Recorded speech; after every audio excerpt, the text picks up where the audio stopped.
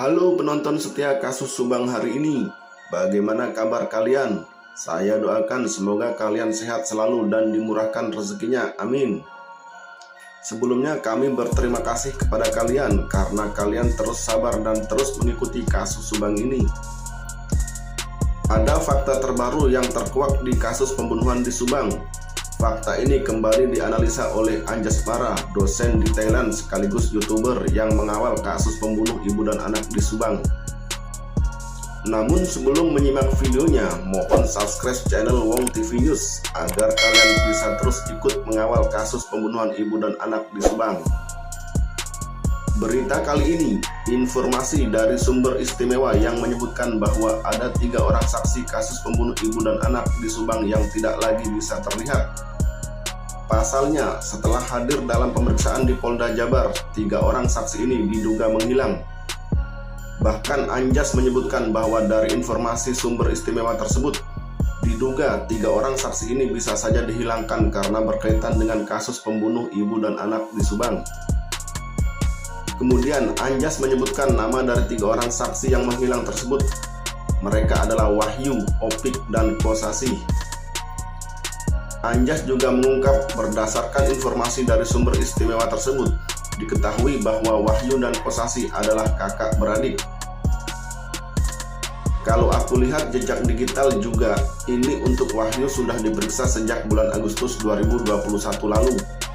Kemudian aku baca berita juga pada bulan November 2021. Nama Wahyu dan Kosasih ternyata muncul sebagai saksi yang diperiksa juga, ungkap Anjas dalam video di kanal YouTube Anjas di Thailand yang diunggah pada Kamis 23 Desember 2021. Anjas pun mempertanyakan mengapa Wahyu dan Kosasih yang tidak punya hubungan keluarga dengan kedua korban pembunuh ibu dan anak di Subang selalu ada dalam daftar pemeriksaan penyidik. Anjas menduga bisa saja karena jejak mereka banyak ditemukan di tempat kejadian perkara pembunuh ibu dan anak di Subang. Mengingat tempat tersebut merupakan kantor yayasan milik kedua korban yaitu Tuti dan Amel. Anjas pun menganalisa bahwa Wahyu, Kosasih, dan Opik disebut menghilang bisa jadi 2 kemungkinan. Pertama, mereka menghilang karena ketakutan. Artinya 3 orang saksi yang menghilang tersebut diduga terlibat dengan kasus pembunuh ibu dan anak di Subang.